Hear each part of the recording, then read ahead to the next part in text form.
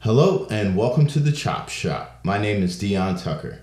In this video, I'll discuss how to execute and practice breath attacks on the trombone.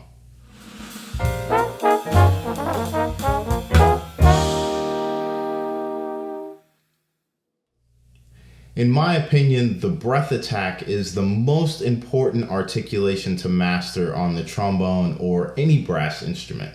A lot of times we can lean on the sound that the tongue is creating with the articulation. But in this video, we're going to just focus on what the air does to the beginning of the note and how that air creates the sound of the attack of the note. Before we dive any deeper into that, I want to thank everybody who supported the channel so far. It really means a lot to me. And in the upcoming weeks, I'll have another way that you can support the channel via my Patreon page. I'll definitely let you know once that's up and running. In the meantime, go ahead and click that subscribe button and hit the notification bell so you can get a heads up on whenever I put out a new video. For those of you that aren't familiar with breath attacks are creating the sound of articulation without using the tongue. You're only using the air to start or to attack the note. Once you get comfortable with using breath attacks, the initial sound of the note should be roughly the same with or without the tongue. So let's talk about a few things that can help us execute our breath attacks. Now, I know it might sound kind of silly to say this, but one of the things we want to focus on when we're doing our breath attacks is the breath or the air. Now, why do I say that? Because it's easy to manipulate the lips and use the lips to create the sound of a breath attack. So if we put our lips together and we blow them apart like that can create the sound of a breath attack. And technically it is just the air creating the sound of the attack. But I also want us to focus on how does the air sound and create that attack sound when it's creating the resonance in the lead pipe. So without the lips being in the way, more of a and how does that resonance create the sound of the articulation with just the air? Now, within that same line of thinking, we want to explore how the sound of the attack is tied to the air that's leaving our body. It's really easy to get caught up in what your lips are doing and forget that the breath attack is created by the air.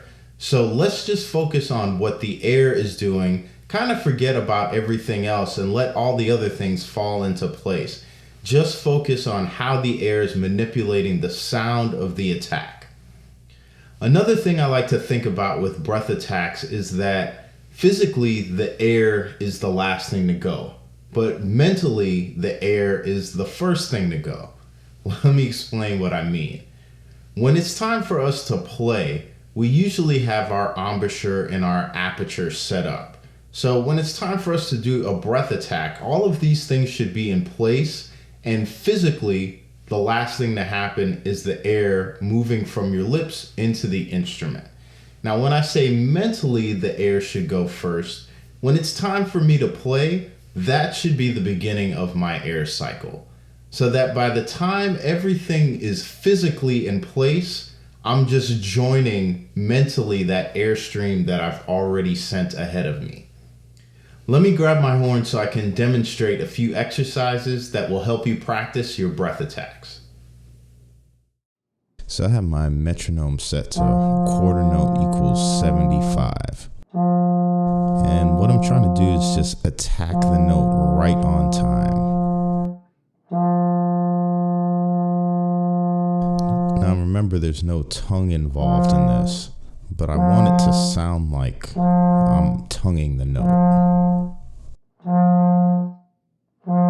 And as I do half notes here, again, I'm looking for the attack to be right on time. Now I'll move into some sforzando attacks.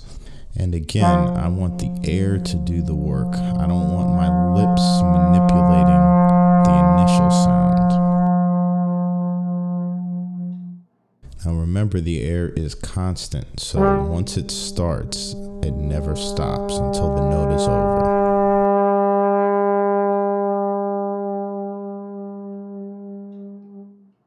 Relax in between notes so that each note has its own fresh start.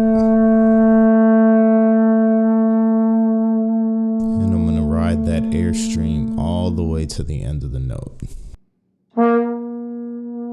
Remember, the air creates the sound of the articulation. The tongue is just there to embellish it. It's always good to practice some scales with this. So I'm going to use the F harmonic minor scale. And each note, I'm starting with a breath attack.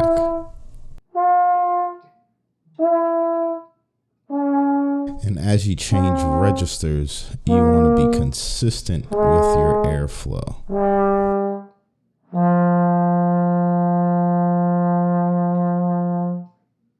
In this exercise, I use the cycle of fourths, and I'm picking each octave spontaneously before I play the note.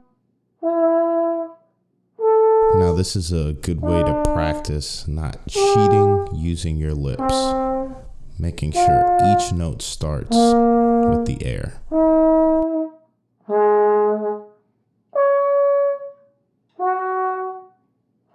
And this is a great opportunity to practice relaxing in between each note.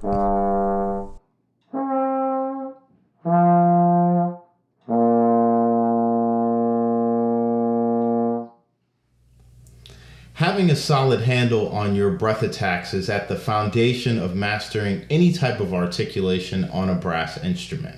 Hopefully, a few of these tips and practice exercises will help you with your breath attacks. As always, if you have any questions or comments, please feel free to reach out, and I'll see you next time at the Chop Shop.